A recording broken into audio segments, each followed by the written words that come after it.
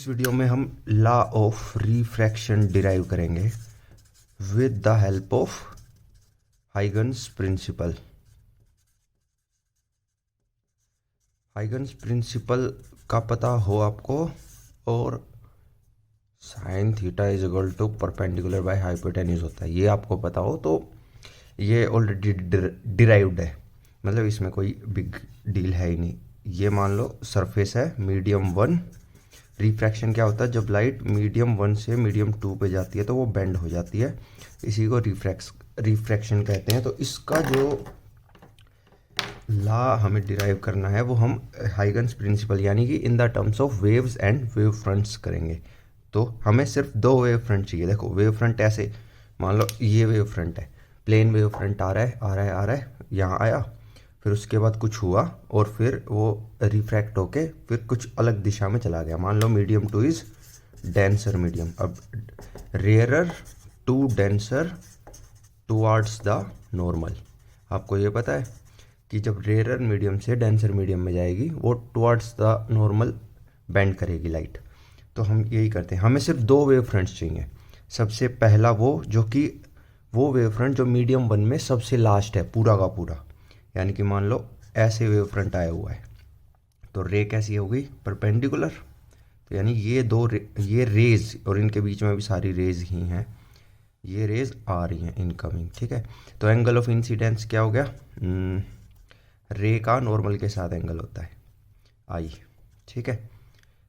एक ये wave front चाहिए, और अब हमें नेक्स्ट वेव फ्रंट बनाना है, वो वाला वेव फ्रंट जो पूरा का पूरा इस मीडियम में है और सबसे पहला है। तो ऑब्वियस सी बात है कि एक पॉइंट तो उसका यहाँ होगा बिल्कुल इसी की स्ट्रेट लाइन में, क्योंकि उस टाइम लास्ट ये रे यहाँ पहुँच जाएगी, यानी कि इस वेव फ्रंट का ये पार्ट यहाँ पहुँच जाएगा। तो उस टाइम पे इस वेव फ्रंट का पॉइंट कहाँ पहुँचेगा? देखो अगर इस मीडियम में स्पीड v1 है, इस मीडियम में स्पीड v2 है, तो यहाँ से जो सेकेंडरी वेवलेट्स निकलेंगे वो जब यहाँ पहुँचेंगे उस वक्त इसके वेवलेट्स कहाँ पहुँचेंगे?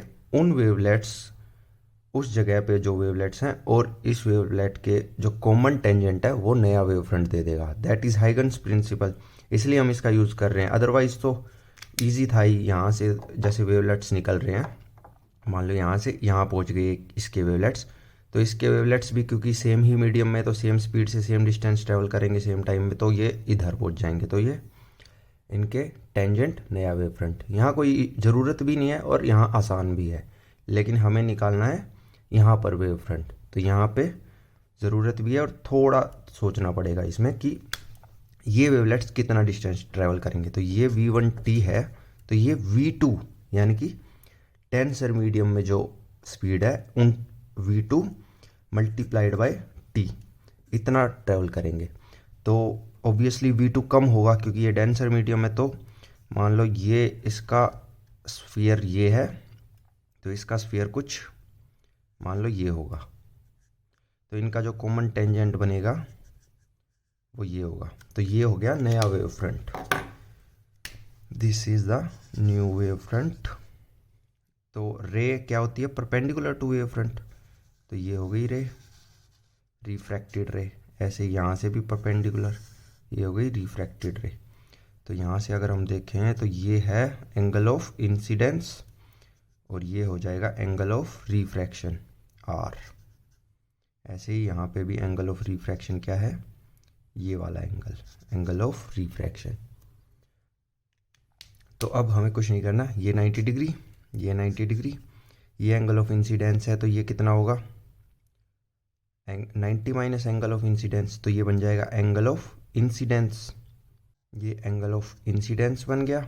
ऐसे ये एंगल ऑफ रिफ्रैक्शन है तो ये 90 माइनस एंगल ऑफ रिफ्रैक्शन, तो ये बन गया एंगल ऑफ रिफ्रैक्शन आर, क्योंकि ये प्लस ये भी 90 है और ये प्लस ये भी 90 है। तो बस अब कुछ नहीं, अब ट्रिग्नोमेट्री यूज़ करनी है। Sine of this angle, sine of I क्या होता है?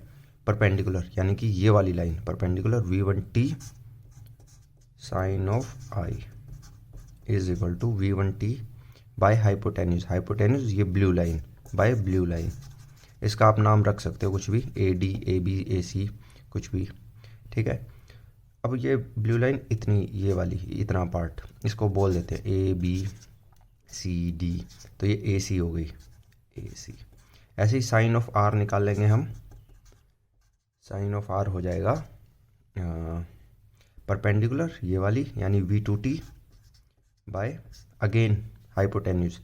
परपेंडिकुलर ये है परपेंडिकुलर एंगल वाला जो 90 डिग्री के सामने हाइपोटेन्यूज, ब्लू लाइन फिर से ए सी ब्लू लाइन। तो sine I by sine R, यहाँ से हमारे पास बन गया sine I by sine R is equal to V1 by V2, यानी रेशियो ऑफ स्पीड, यानी रिफ्रैक्टिव इंडेक्स एक कांस्टेंट होता है ये, V1 बाई V2 कांस्टेंट होगा, उसको रिफ्रैक्टिव इंडेक्स कहते हैं। तो ये हो गया हमारा first law of refraction. Second law of refraction क्या कहता है? Incident ray, refracted ray and normal lies in the same plane. तो वो भी हो जाएगा, क्योंकि देखो ये है इंसिडेंट वेव फ्रंट, ठीक है, ये परपेंडिकुलर टू द पेज है। ऐसे ही रिफ्रैक्टेड वेव फ्रंट, ये भी परपेंडिकुलर टू द पेज है, और जो सरफेस रिफ्रैक्ट कर रहा है वो भी परपेंडिकुलर टू द पेज है। तो इन तीनों के परपेंडिकुलर जो लाइन होगी वो सारी इस पेज पे लाई करेंगी। तो इसके परपेंडिकुलर क्या है? इंसिडेंट रे। इसके परपेंडिकुलर क्या है? रिफ्रैक्टेड रे। और सरफेस के परपेंडिकुलर क्या है? नॉर्मल। तो ये तीनों भी सेम प्लेन में लाई करेगी। क्या? Incident ray, refracted ray and normal to the surface at the point of incidence. बस ये दो लॉज ऑफ रिफ्रैक्शन है हाइगन्स प्रिंसिपल से इजीली डिराइव हो गए।